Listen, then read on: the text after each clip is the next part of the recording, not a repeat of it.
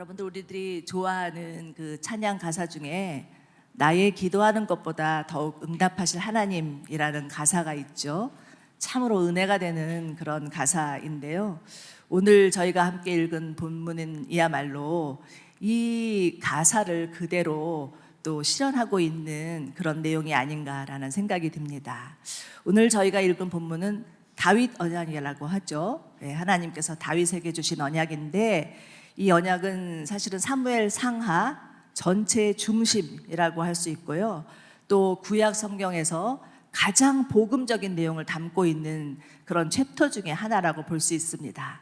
그래서 오늘 그 다윗 언약을 통해서 하나님께서 우리 가운데 주신 그 은혜가 무엇인지, 복음의 내용이 무엇인지를 살펴보고 우리가 어떻게 하나님 앞에 나아가야 될지를 깨달을 수 있는 복된 시간이 되기를 원합니다. 다윗은요, 사울 왕이 블레셋과의 그 전투에서 죽임을 당한 후 왕이 됩니다. 그렇지만 처음에 7년간은 오로지 유다 지파만 다스릴 수 있는 왕이었습니다. 다른 지파들은 사울의 아들 이스보셋을 왕으로 세웠죠. 그래서 이스보셋이 한 2년간 또 이스라엘을 다스리게 되는데, 사실은 이것은 하나님이 원하시는 그런 방식이 아니었고 세상 방식이었습니다. 다른 세상 방식, 보통 세상 방식은 왕의 아들이 그 뒤를 잇는 것, 그 세습이 세상 방식이었지만, 하나님의 방식은 하나님이 선택하신 자, 하나님이 지정하여서 이름을 부르신 자, 그 자가 왕이 되는 것이 하나님의 방식이었습니다. 다윗은 남쪽 헤브론에서 한 7년 6개월 동안 유다의 왕으로 지내다가 블레셋과의 그 전투에서 큰 승리를 얻습니다. 그리고 나서야 비로소 전 이스라엘의 왕이 되죠. 그때 다윗의 나이가 30세였습니다. 요즘 생각해 보면 우리 아들도 벌써 30이 넘었는데 너무 어린 것 같습니다. 참 정말 이 다윗이 30세에 왕이 됐다는 것은 대단한 일이죠. 이처럼 다윗이 30세가 되어서 새 정부를 세우고 나서 제일 처음으로 했던 일은 블레셋에게 빼앗겼던 언약궤를 다시 탈환하는 일이었습니다. 가지고 오는 일이었습니다. 그래서 이 사무엘 7장 전에 사무엘하 6장을 보면 다윗이 그 언약궤를 가지고 오는 장면이 나오죠. 너무나 기뻐서 덩실덩실 춤을 추면서 정말 하나님 앞에 예배하며 그 언약궤를 모시고 오는 장면이 나오는데요. 우리는 그것을 통해서 예배는 곧 춤이다 라는 것을 묵상해 볼 수 있습니다. 여러분, 저희가 예배할 때 그냥 하지 마시고 정말 전심을 다해서 온 몸을 사용하여서 온 악기를 동하여서 호흡 있는 자마다 여호와를 찬양할지어다 말씀하신 것처럼 정말 주님을 전심으로 찬양하기를 바랍니다. 다윗의 예배가 정말 얼마나 하나님이 기뻐하셨는지 하나님께서 다윗을 향해서 너는 내 마음에 합한 자다 이렇게 말씀하셨던 것을 기억하면서 우리 또한 하나님의 마음에 합한 자 되어서 정말 하나님이 기뻐하시는 예배자 되시기를 축원합니다. 네, 이렇게 다윗의 언약을 예루살렘에 가지고 와서 그리고 이제 다윗이 온 이스라엘의 모든 갈등들, 또 주변의 나라와의 그런 모든 그 다툼들에서 승리를 거둔 후에 정말 다윗의 때가 되어서 비로소 이스라엘에 평안이 찾아오게 됩니다. 그래서 오늘 말씀 7장을 1절을 보면 하나님께서 그 다윗이 그 사방의 모든 적들을 물리친 후에 평안을 주셨다라는 구절이 나오고 있습니다. 다윗은 이처럼 나라 가운데 평안이 오니까 바로 그 다음 과제를 생각하게 됩니다. 다윗이 생각한 다음 과제는 무엇이었냐면 하나님의 성전을 지어 드리는 것이었습니다. 나는 이렇게 백평목궁에 살고 있는데 하나님의 성전이 저렇게 초라한 장막에 있는 것은 불합리하다라는 생각을 하면서 다윗이 하나님의 성전을 지어 주기를 원했던 것이죠. 다윗은 그 어느 때보다도 가장 모든 것을 자기가 할 수 있는 자신감이 충만한 때였고, 정말 사기도 의욕도 가장 절정인 때가 바로 이때였던 것 같습니다. 그래서 아주 하나님의 성전을 지어주는 것은 대단히 합당하다고 생각했고, 이것은 지금 지어야 되는 것이 가장 적합하다고 생각했기에 자기의 멘토인 나단에게 이야기를 하죠. 그랬더니 나단 또한 좋습니다. 다윗이여, 왕이시여, 정말 당신이 생각하는 것을 하나님께 그대로 행하십시오라고 거기에 동의를 합니다. 그래서 다윗과 나단은 아주 그 의견이 딱 일치가 된 거죠. 그래서 다윗을 통하여서 하나님의 성전을 짓고자 할 때, 그런데 생각지도 않은 의외의 답변이 하나님으로부터 옵니다. 그것이 오늘 4장부터 7절까지인데요. 다시 한번 우리 읽어보시겠습니다. 시작. 그날 밤 여호와께서 나단에게 오셔서 말씀하셨습니다. 가서 내 종 다윗에게 말하여라. 나 여호와가 말한다. 내가 이스라엘 조선들을 이집트에서 이끌어내는 그날부터 오늘까지 나는 집에 있은 적이 없고 장막이나 해막을 거쳐 사마 오레를 옮겨 다녔다. 내가 온 이스라엘 자손들을 옮겨가는 곳마다 내 백성 이스라엘 가운데 누구에게든 왜 내가 경목집을 지어주지 않는다고 말한 적이 있느냐? 이렇게 말씀하십니다. 여러분, 그날 밤에 동그라미 치시기 바랍니다. 나단과 다윗이 함께 맞습니다. 이것은 옳습니다라고 맞장구를 치던 바로 그날 밤이었습니다. 하나님이 나단에게 나타나셔서 대답하신 것은 No, stop 이었습니다. 아니, 하나님이 정말 하나님의 성전을 지어드린다는데 그것이 왜 하나님께 거스린 것인지, 그 이유가 무엇인지 이들은 아마도 이해할 수 없었을 것입니다. 자, 그렇다면 하나님이 이 다윗의 그런 계획에 반대하신 이유가 무엇이었을까요? 첫 번째는 하나님께 묻지 않았다는 것입니다.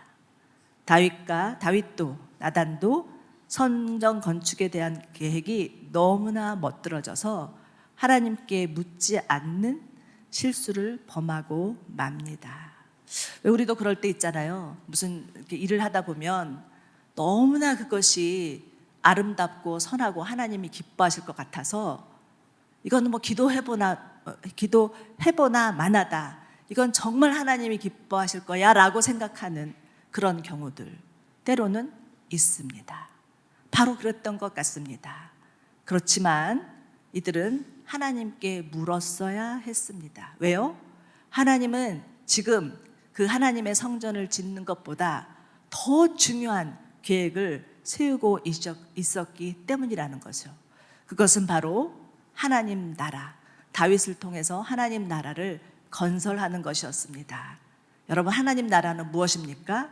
우리 이번 6월 달에 마리아 행전의 주제가 하나님 나라였죠. 하나님 나라는 하나님이 왕으로 다스리시고 통치하는 나라가 하나님 나라입니다.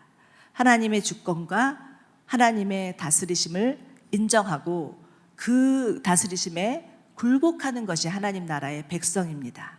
그러나 아직 이스라엘 백성들은 이 하나님의 왕이심과 하나님의 주권의식이 희미했습니다.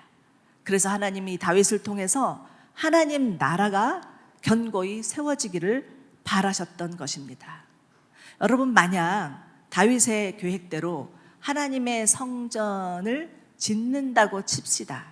그러면 분명히 그 건축 현장에는 목수들의 망치질 소리, 돌다듬는 소리, 인부들이 왔다 갔다 하는 소리, 또 뭐 그로 인해서 무거운 짐을 끌고 가는 짐승들의 소리, 이것을 호령하는 사람들의 소리들이 막 북적일 텐데, 그렇게 되면 반드시 얼마 안 가서 모든 사람의 관심은 하나님이라기보다는 다윗에게 쏠릴 수밖에 없는 것이 당연한 이치였습니다.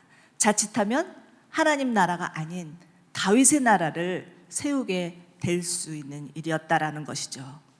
여러분, 우리들도 때로는 모든 것이 분명하고 정말 너무 좋고 선명해서 정말 그리고 우리 마음 가운데 또 사심도 없고 순수해서 이것은 하나님의 뜻이야라고 묻지 않고 행할 때가 있을 수 있습니다. 거의 기도도 필요 없을 만큼 합당한 일이라고 생각하는 것이죠.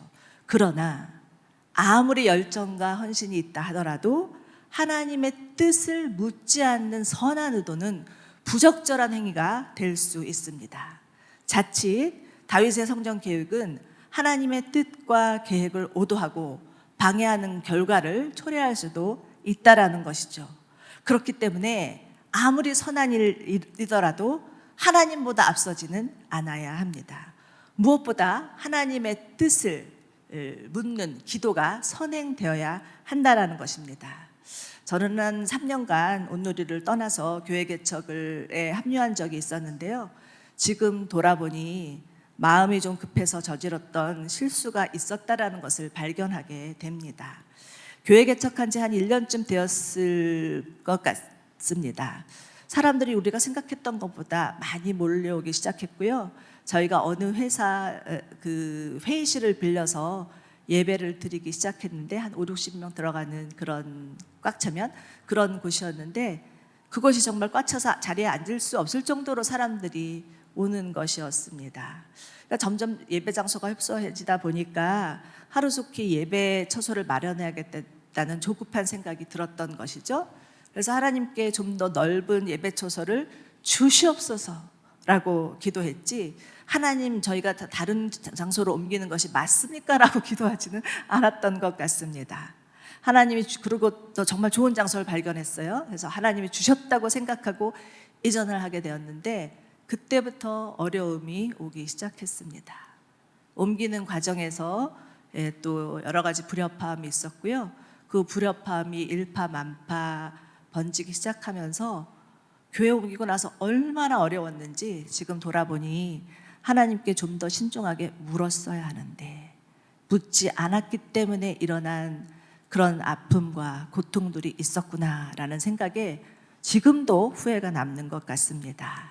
이처럼 무슨 일이든지 우리의 생각보다 하나님께 먼저 기도하는 것, 하나님께 묻는 것, 정말 이것이 하나님의 뜻인지 주님 앞에 묻고 그 응답을 기다리는 것이 그 하나님의 뜻을 행하는 것보다 더 중요함을 잊지 않는 저희들 되기를 바랍니다. 자, 두 번째는요, 하나님은 움직이시는 하나님이시기 때문입니다. 5절을 보시면 5절에서 하나님이 말씀하시죠.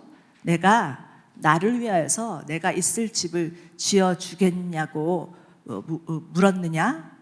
그렇지만 나는 이스라엘 자손들을 이집트에서 이끌어낸 그날부터 오늘까지 집에 있은 적이 없고 장막이나 회막에 거쳐서 이리저리 옮겨 다녔다라고 말씀하십니다.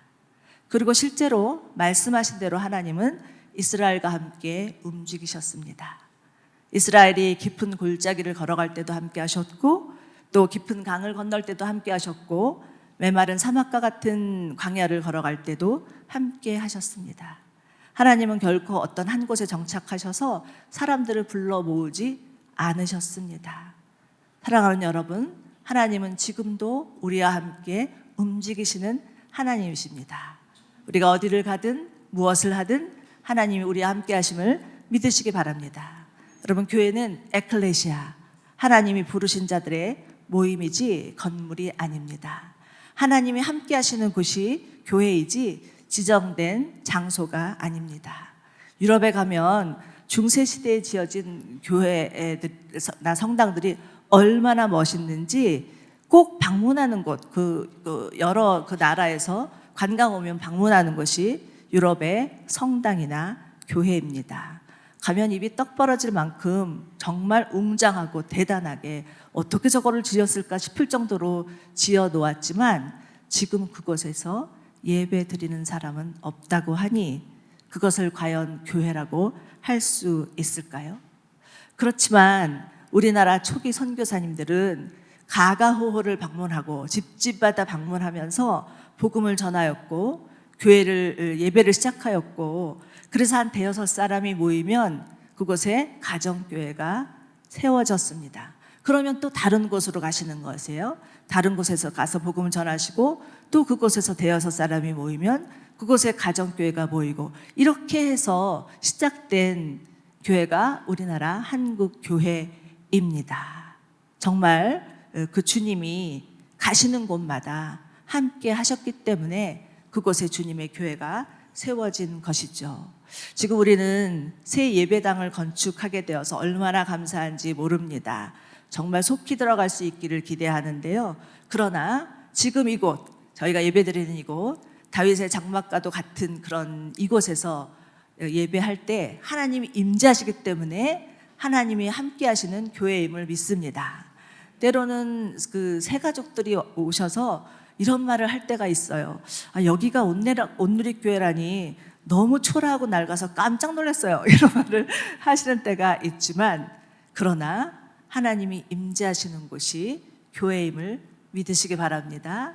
그래서 이곳에서 예배할 때 저희가 더욱 하나님을 사모하고 더욱 하나님의 임재가 임하기를 원하고, 그러할 때 이곳에서 정말 하나님께 영광을 돌리는 보다 강력한 주님의 교회가 될 것을 믿습니다. 자, 세 번째는 아직 하나님의 때가 되지 않았기 때문입니다. 역대상 22장을 보면 다윗이 자기의 아들 솔로몬에게 유언과 같이 하는 말들이 있습니다. 그 내용들을 한번 살펴보겠습니다. 그 내용들 한번 같이 읽어볼까요? 시작. 말했습니다. 내 아들아, 나는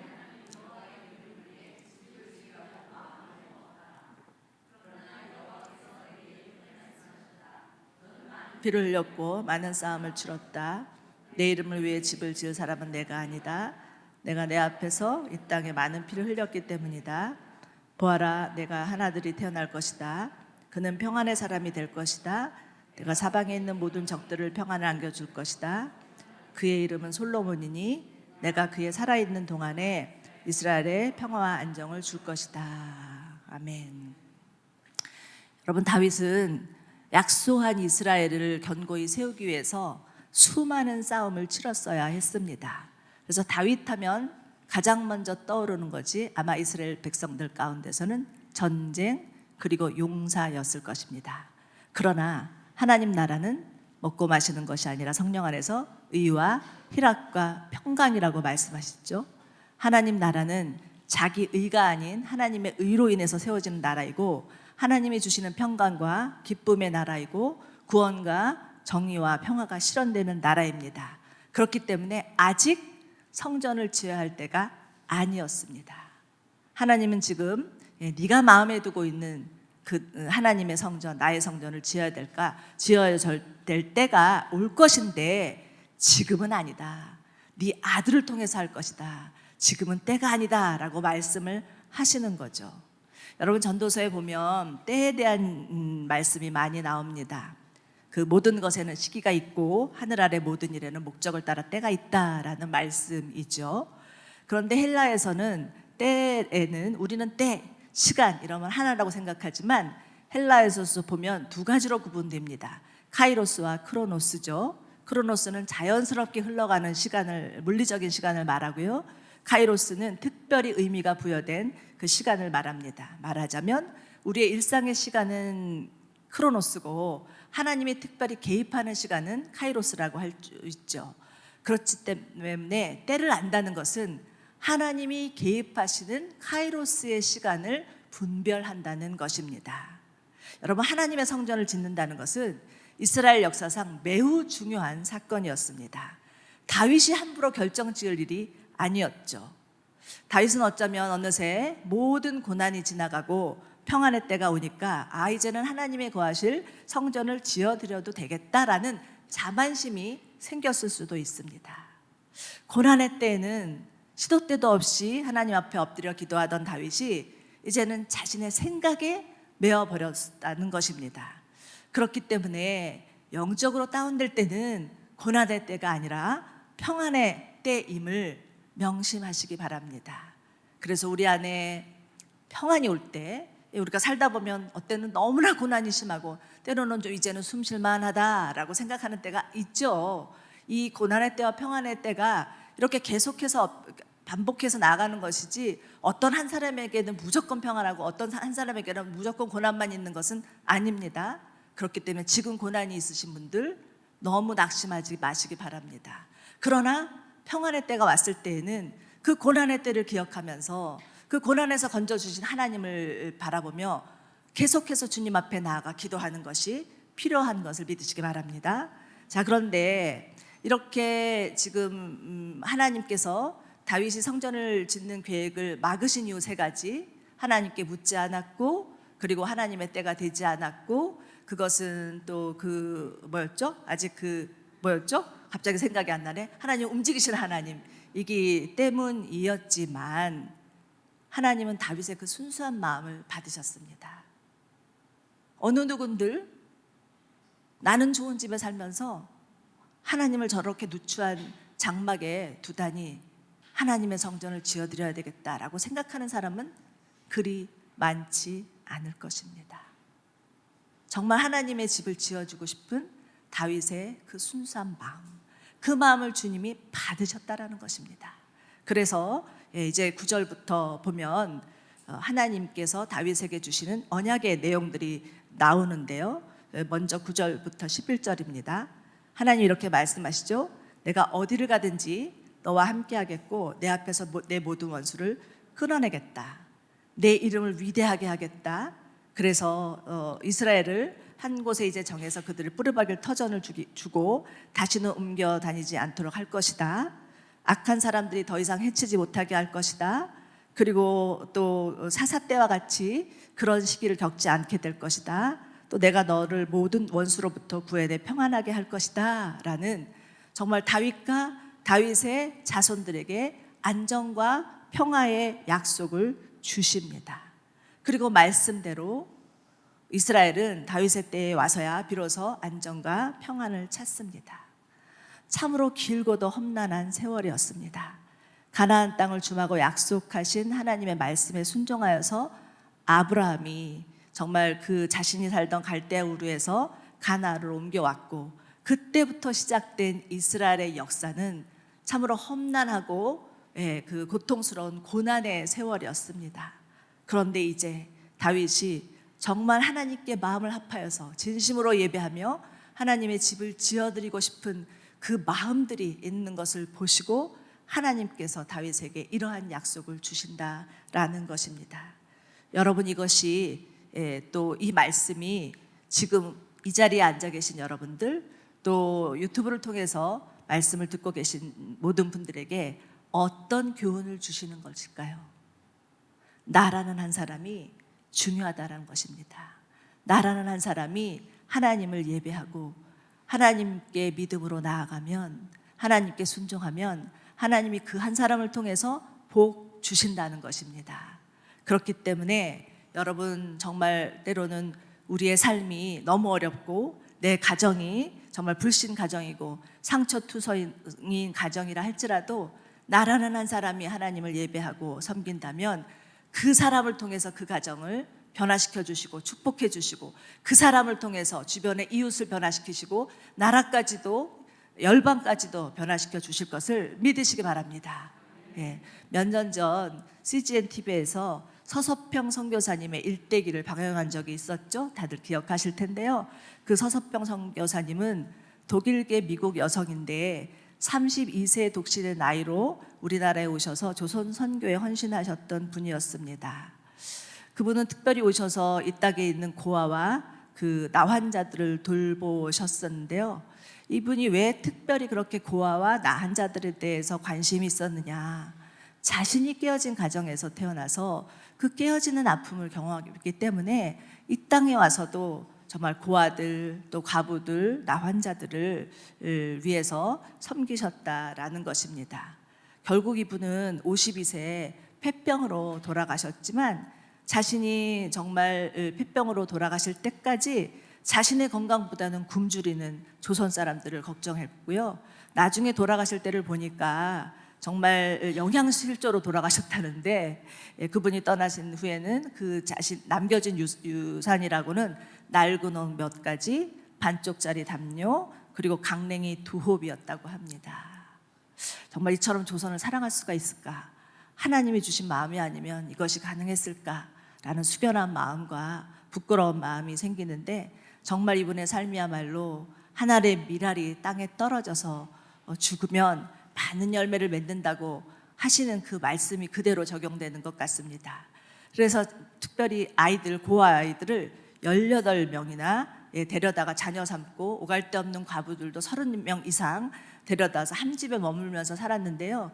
그 중에 한 고아 아이가 나중에 이제 장성하여서 교회에 종치는 사람이 됐다고 합니다.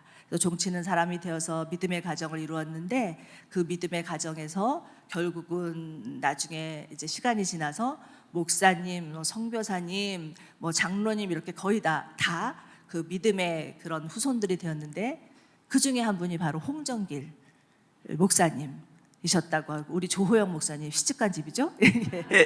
예, 정말 서서평 선교사님 한 사람의 헌신으로 인하여서 수많은 사람들이 복음을 듣고 그 중에서 한 사람은 하나님 앞에 헌신하여서 주님 앞에 나아갔더니 그 가정이 복을 받고 그 가정을 통해서 또 정말 목사님들이 나오고 그 목사님을 통해서 많은 영향력들이 일어난 것들을 보면서 나라는 한 사람이 얼마나 중요한가라는 생각을 하게 됩니다. 우리 옆에 분을 바라보시면서 격려해 주시기 바랍니다. 당신이 중요합니다. 또 자신에게 손을 얹으면서 내가 중요합니다. 네, 정말 지금 그렇기 때문에 여러분들 나의 상황, 나의 어떤 집안의 형편, 나의 배경, 나의 학벌 이런 거 너무 연연하지 마시고 살아계신 하나님, 우리와 함께 하시는 하나님, 우리 가운데 복 주시기를 원하시는 하나님, 그 하나님 한 분만을 바라보며 믿음으로 승리하는 저와 여러분들 되시기를 축원합니다. 아멘. 자, 그리고 다윗 언약의 두 번째는 11절 후반부부터 16절까지인데요. 하나님 이렇게 말씀하시죠. 나 여호와가 직접 너희를 위해서 왕조를 세울 것을 선포한다. 마지막 16절을 보면 내 집과 내 나라가 영원히 내 앞에서 계속될 것이며 내 보좌가 영원히 서 있을 것이다 라고 끝이 납니다. 만약에 잘못을 한다면 사람이라는 인생 막대기와 인생이라는 재칙을 통해서 때려서라도 고쳐서 끌고 가겠다라고 하시는 말씀이죠. 여러분 가운데 또 저에게 생각지도 않은 원치 않는 고난이 있는 것은 하나님이 때려서라도 같이 가겠다고 말씀하시는 하나님 아버지의 사랑이심을 믿으시기 바랍니다. 그리고 연이어서 덧붙여서 말씀하시죠. 다윗에게 하신 것처럼 절대 그 왕위를 빼앗는 일은 하지 않겠다라고 하십니다.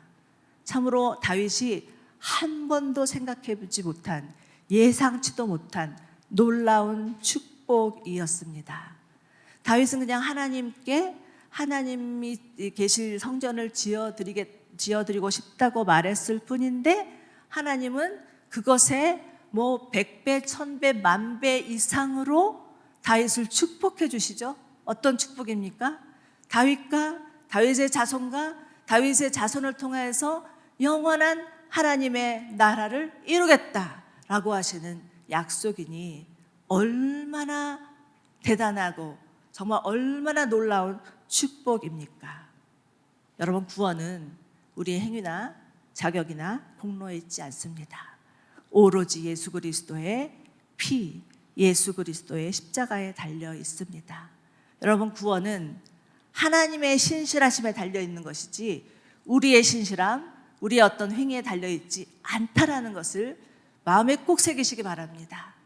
그래서 때로는 사단이 와서 네가 그러고도 하나님의 자식이야? 네가 그러고도 구원을 놓지 않을 수 있을 것 같아 라고 말한다면 그 사단을 향하여서 하나님은 영원히 나의 하나님이 되시고 나는 영원한 하나님의 자녀가 될 것이라고 선포하시기 바랍니다. 무슨 일이 있어도 어떤 일이 있어도 하나님의 구원은 변치 않는 하나님의 약속이요 우리 가운데 주신 선물임을 믿으십시오. 실제로 다윗의 왕조는요, 그 이스라엘이 갈라져서 북이스라엘 왕조들은 몇 번이나 그 왕조가 바뀌지만 다윗의 왕조, 남유다 왕조는 변하지 않습니다. 언제까지? 이스라엘이 멸망할 때까지, 남유다가 완전히 바벨론에 끌려서 멸망할 때까지 계속됩니다. 자, 그렇다면 여기서 우리가 하나 의문이 생기죠. 남유다조차 바벨론에게 멸망했다면 영원할 것이라고 말씀하시는 하나님의 언약은 파기된 것일까? 라는 의문이 남지만 그렇지 않습니다. 자, 사도행전 13장 23절 보시겠습니다. 사도행전 13장 23절 저희가 함께 읽겠습니다. 시작.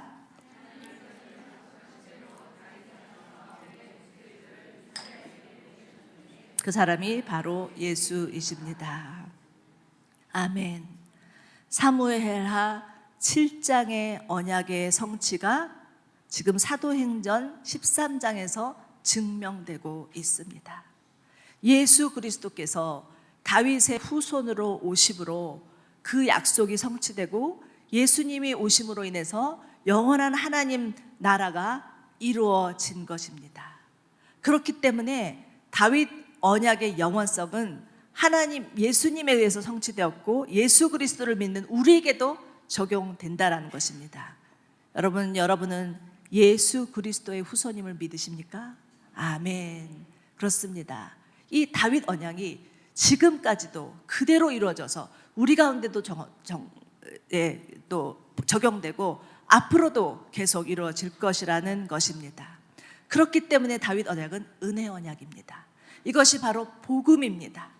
우리의 행위, 우리의 공로가 아닌 순전히 하나님의 신실하신 하나님의 계획, 하나님의 뜻에 의해서 우리가 하나님의 자녀로 구원받았음을 믿고 하나님께, 우리를 구원하신 하나님과 예수님께 찬양과 감사와 영광의 박수를 보내드리는 저희 모두 되기를 축원합니다. 아멘. 그래서 비록 여러분 지금 여러분의 사는 삶이 고되고 또 때로는 남루하고 비루하다 할지라도 이 땅의 삶은 잠시 잠깐의 나그네 인생뿐이지 영원한 하나님 나라가 우리를 기다리고 있음을 믿고 그 영원한 하나님 나라를 사모하며 살아가는 여러분들 되시기를 바랍니다. 비록 내 인생이 지금 좀 찌질하다 할지라도 세상 사람들과 비교해서 별 볼일 없다 할지라도 그것은 아무것도 아니에요. 정말 우리 가운데 주신 영원한 하나님 나라에서 우리는 당당히 기쁘게 담대하게 정말 자긍심을 가지며 하나님 나라 백성으로 살아갈 것을 믿을 때, 그러할 때 정말 우리 안에 주님이 주시는 참 만족과 기쁨으로 충만할 것을 믿습니다. 아멘. 다윗은 정말 단 한 번도 생각해 보지 못했어요. 그런데 하나님이 이런 놀라운 언약을 주시는 것들이 너무나 가슴에 벅차서 그냥 앉아 있을 수가 없었습니다. 그래서 그는 성막으로 뛰어들어가서 하나님 앞에 앉아서 하염없이 기도하죠. 오늘 읽지는 않았지만 사무엘하 7장 18절부터 29절 마지막까지는 다윗이 하나님 앞에 드리는 감사 기도입니다. 얼마나 하나님께 감사하고 그것이 벅찼던지 다윗의 입으로부터 그냥 기도가 줄줄줄줄 나오는데 우리가 다 그것을 읽지는 않겠지만 잠시 그 일부만 함께 읽어보았으면 좋겠습니다. 자막 띄워주시고요. 함께 읽어보겠습니다. 시작. 그러자 다윗왕이 성막으로 들어가 여호와 앞에 기도하였습니다. 주 여호와여, 제가 누구시며 제 집안이 무엇이길래 저를 이 자리까지 오르게 하셨습니까? 주 여호와여, 주께서는 이것도 부족하게 여기시고 주의 족의 미래에 대해서 말씀해 주셨습니다. 주 여호와여, 이것이 주께서 사람을 대하시는 방법입니까? 주 여호와께서 주의 종을 아시고 그 다윗이 주께 무슨 말을 더하겠습니까? 주께서 얼마나 위대하신지요? 주 같은 분은 없고 주 외에는 하나님이 없습니다. 주의 종과 주의 종의 집에 대해 약속하신 말씀이 영원히 변하지 않게 해 주십시오 라고 다윗은 기도하는데, 이 다윗의 기도가 우리의 기도가 아니겠습니까? 다윗은 한낱 양치는 목동에 불과한 자였습니다. 그런데 그 다윗을 주목하시고 그 다윗을 끌어내셔서 이스라엘 왕 삼아 주실 뿐만 아니라 다윗을 통하여서 하나님의 영원한 왕조를 약속하시고 영원한 하나님 나라를 이루겠다고 언약을 주신 것입니다. 여러분, 우리에게도 주셨어요. 우리에게도 이 다윗 언약, 은혜의 언약을 주셨다라는 것입니다. 그래서 정말 이 기도, 다윗의 감사 기도에 나를 적용해 보면 이렇게 기도할 수 있습니다. 주 여호와여, 내가 누구이며 내 집안이 무엇이길래 나를 이 자리까지 오르게 하셨습니까? 주 여호와여, 주께서는 이것도 부족하게 여기셔서 주의 종의 미래에 대해서 말씀해 주십니다. 이것이 주께서 나를 대하시는 방법입니까? 이렇게 기도할 수 있겠죠. 여러분, 여러분에게 하나님은 어떤 분이십니까? 정말 여러분이 어떻게 생각하시든 하나님은 긍휼이 많으시고 은혜를 베푸시고 우리에게 복음 주시고 영원한 하나님 나라 주시고 그 영원한 하나님 나라에서 하나님과 영원히 살도록 우리를 초대하시고 부르셨습니다. 이것이 하나님의 은혜입니다. 이것이 수천 년 전 다윗에게 주셨던 그 은혜 언약이 지금까지도 우리에게 이루어지고 있고 반드시 우리의 후손에게도 이루어질 줄로 믿습니다. 비록 여러분의 삶 가운데 어려움이 있을지라도 정말 하나님 앞에 나아가 내가 부족한 것 이것도 구하고 저것도 구할 수 있지만 그러나 그 기도에만 그치지 마시고 하나님, 제가 하나님을 위해서 무엇을 해드릴 수 있을까요? 정말 하나님의 성전을 지어드리고 싶었던 다윗처럼 또 자신이 가진 가장 귀한 항유 옥합을 깨트리며 주님의 발을 씻겨주었던 마리아처럼 주님, 제가 가진 것 귀한 것을 주님 앞에 드리고 싶습니다. 제가 주님을 위해서 무엇을 할 수 있을까요? 라고 기도할 때 하나님께서 너무 기뻐하시고 감동하시면서 아니다, 내가 너에게 정말 말할 수 없는 하나님의 구원의 은혜와 영원한 하나님의 약속을 주고 싶다라고 말씀해 주실 것을 기대하시기 바랍니다. 하나님은 은혜 많으신 분, 우리 가운데 가장 좋은 것 주시기를 원하시는 분, 우리가 생각지도 못했던 은혜와 축복을 주시는 하나님이십니다. 이 무더위에 여러분의 영혼과 마음이 지치셨습니까? 주님이 다윗에게 주신 이 언약을 묵상하면서 다윗이 드렸던 기도를 주님 앞에 드릴 수 있기를 원합니다. 그러할 때 하나님이 누구신지, 하나님이 어떤 분이신지를 더 알아갈 것이고 그 좋으신 하나님이 나의 하나님이시라니 너무 감사합니다. 정말 그 하나님의 은혜가 나에게 있으니 너무 감사합니다. 이 은혜가 나뿐만 아니라 우리의 자녀들, 우리의 후손들, 또 우리가 기도하는 열방들에게까지 이루어지게 하여 주시옵소서 라고 기도할 수 있는 저와 여러분들 되시기를 축원합니다.